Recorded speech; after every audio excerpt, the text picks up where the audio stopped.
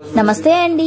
ఇవాళ మనం వినబోయే కథ అవాంఛిత శిశువు. రచించిన వారు అంగర వెంకట శివప్రసాదరావు గారు. భార్య నిర్మల చెప్పిన విషయం విని ఆనందపడకపోగా కసురుకున్నాడు కార్తికేయ.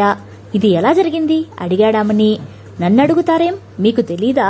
ఎదురు ప్రశ్న వేసిందామె. అదే ఋతువని నీకు తెలుసా అడిగాడు. నాకు తెలుసు, మీకలాగని ఎలా చెప్పను? అప్పుడొద్దంటే మీరు వింటారా నిలదీసి అడిగిందామె. విపులంగా చెప్తే అర్థం చేసుకునేవాణ్ణిగా. ఎందుకొద్దన్నావో నాకెలా తెలుస్తుంది అన్నాడు తన తప్పు కాదని చెప్పడానికి ప్రయత్నిస్తూ. సరే, ఇప్పుడేం చేద్దాం?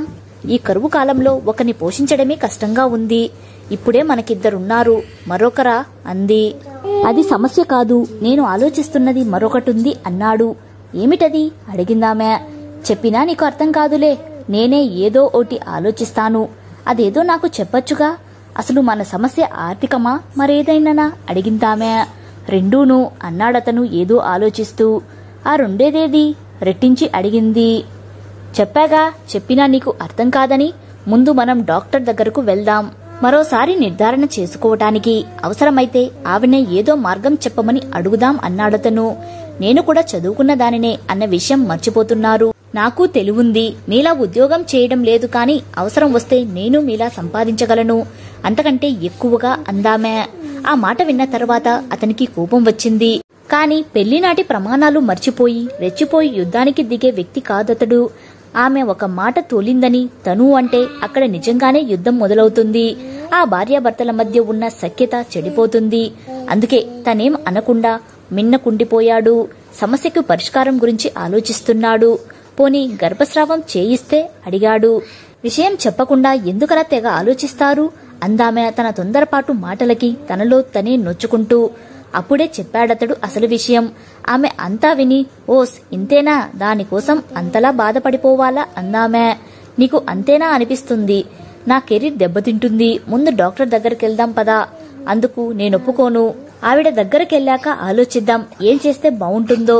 మనలో మనం దెబ్బలాడుకోవడం ఎందుకు అని ఆమెను డాక్టర్ దగ్గరకు బయలుదేరదీశాడు. డాక్టర్ ప్రెగ్నెన్సీ అని నిర్ధారించింది. అది సంతోషకరమైన విషయమే కదా అంది డాక్టర్. అది ఒకప్పుడు, కాని మాకు ఇప్పుడది సంతోషకరమైన విషయం కాదు డాక్టర్. మాకిప్పటికే 2 పిల్లలున్నారు అన్నాడతను డాక్టర్తో. మరో పిల్లని మీరు పోషించలేరా అడిగింది డాక్టర్. అది కాదు మా సమస్య డాక్టర్. పోనీ గర్భస్రావం చేసేస్తే? మరోలా అనుకోకండి ఇలా అంటున్నందుకు అన్నాడు. మీరిద్దరూ వద్దనుకుంటే అలాగే చేసేయవచ్చు, కాని ఆమె పరిస్థితి కూడా మనం ఆలోచించాలి. ఆమె ఇప్పుడు ఇలా చాలా నీరసంగా ఉంది. ఇప్పుడు కాని గర్భస్రావం చేస్తే ఆమెకే ప్రమాదం అంది డాక్టర్. మరిప్పుడెలా? మీరు మరో శిశువు వద్దనుకున్నప్పుడు ముందే జాగ్రత్త పడవలసింది. మీరిద్దరూ చదువుకున్న వాళ్లే, దానికి ఎన్నో పద్ధతులున్నాయిగా. అసలు మీ సమస్య ఏమిటి అది చెప్పండి అంది డాక్టర్. నేను కంపెనీలో పెద్ద ఉద్యోగంలో ఉన్నాను. అక్కడ 2 పిల్లలతో నేను వేసక్టమీ చేయించుకుంటే నాకు 2 ఇంక్రిమెంట్లతో సహా వెంటనే ప్రమోషన్ కూడా ఇస్తారు.